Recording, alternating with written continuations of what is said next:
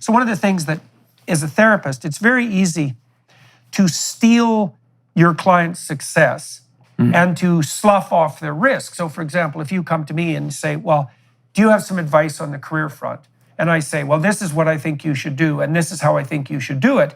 And you go out and you do it. It's like, it's not obvious at all whose victory that is. Right. And then if you go out and fail, well, I failed as a therapist, but not as much as you failed. So it's like your skin. I'm going to claim the victories and let's slough off the failures. Yeah. Well, this is why, by the way, we don't ever talk about the success of our graduates, because it's their success. You just won't hear us talk about that. I mean, we just don't. It's their success, not ours to claim. And it also brings up the hardest thing we have. It's not the young people, it's the parents.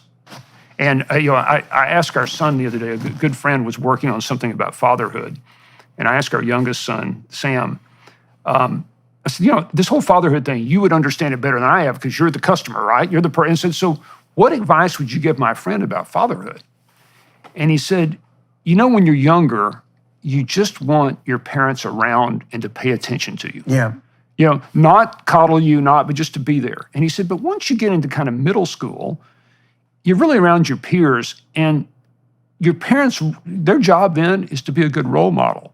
And he said, and this is what chilled me, he said, so to be a good father, all you can do is work on yourself. Yeah. And that's why it's so hard. Yeah. And I stopped and I went, oh my gosh, have I worked on myself enough? But it was just like this from a 19-year-old. It's like, as a father, I need to love my child and work on myself. Yeah. And that's the way the child will be healthy. The reason that when we have a problem, it's generally the parent, over-parenting or wanting to intervene for the child. Yeah. And they're prohibited by contract from doing that. They sign a contract that says, I won't do that, and then they'll do it anyway. Right. And so it's very hard for parents to let go of that if that's their habit. It is hard. I mean, and there is a narcissism in that too, because then the parent gets to take credit for the child's success. Right. And to trumpet that. And, yes. And that's that whole Oedipal mother nightmare that Freud outlined so brilliantly so long ago. With profiling, surveillance, and data harvesting, there are lots of things not to like about tech giants. But what can you actually do about it when you rely on so many of their products? Well, the good news is, it doesn't take much for you to take a stand. For less than $7 per month, you can join me and fight back against big tech by using ExpressVPN. How do you think big tech companies make all of their money anyway? Well, by tracking your searches, video history, and everything you click on, and then selling your personal data. ExpressVPN helps you anonymize much of your online presence by hiding your IP address, a unique identifier that every device has that allows big tech to match your activity back to you. That's why I use ExpressVPN on all of my devices to make it much more difficult for them to exploit my data for their own profits. And the best part is how easy it is to use the ExpressVPN app. I just tap one button on my phone or computer to turn it on, and that's all it takes to keep people out of my business. So if you don't like big tech tracking you and selling your personal data for profit, it's time to fight back. Visit expressvpn.com/JordanYT right now to protect your online freedom and privacy. That's expressvpn.com/JordanYT. expressvpn.com/JordanYT. It's like, and it's hard if you're a caregiver, again, to give the devil his due. Yeah. And I think it's probably harder for women because they have to give their all to their infants in a self-sacrificing manner. Yes. Because infants require full, dedicated, this isn't about me care. The problem is, so the psychoanalyst said, the good mother necessarily fails. And what they meant by that was the woman is faced with this terrible necessity of dispensing with that full-fledged maternal care incrementally and facilitating the child's movement forward. And I think it's very useful for a woman to have her masculine side developed for that, or to have, more likely, to have a male partner around who's more oriented towards encouragement than let's say, that intense maternal care. But it's definitely the case that you want to foster in your children and in the people you're mentoring that ability to do things on their own. There's a rule of thumb for care of elderly people. It's a very good one. Never do anything for the person you're caring for they can do themselves.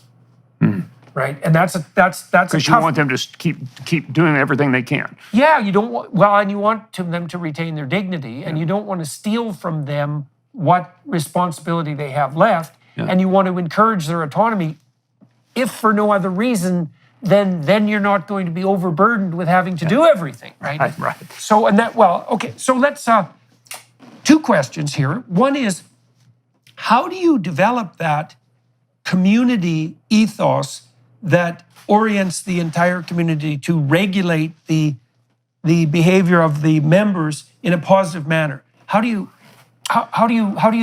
bring that about?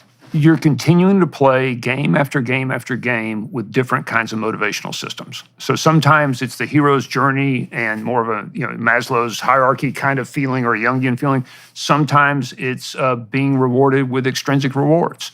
Sometimes those are squad-based. Sometimes they're individual. Sometimes they're the whole studio.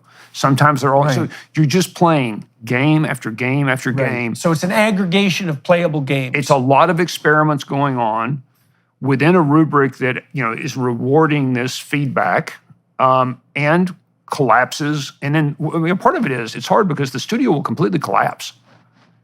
And as an adult, you want to step in and fix it, right? And so we say, okay, step back, take a deep breath, leave it alone. Okay, collapse in what way? What have you seen happen? There's two cliques, and they're arguing about something, and the civility's broken down.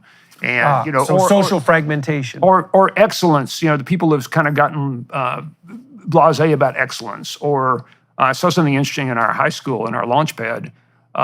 They had built such a complex, cool society that and you know this from having run companies. If you're not careful, you build up so many rules that your company becomes a bureaucracy. So they were getting to that stage. It was a beautiful society, and they looked at it and they said, "We're going to do away with all but 3 rules." And if we want to put a rule back, the first thing we're going to do is ask the person the rule is being instituted for, why do you not want to be here? Because right? So we're not going to put a rule for the edge case. We're going to deal with the individual and try to listen to them. And maybe they need to leave for a while, or maybe we need to help them. And so you just see these simple and complex set of experiments, and they're learning by doing and watching. And so when you either get a tyrannical situation or a Lord of the Flies going on, you step back once, and then it always gets worse. You step back again. And here's the magic that happens.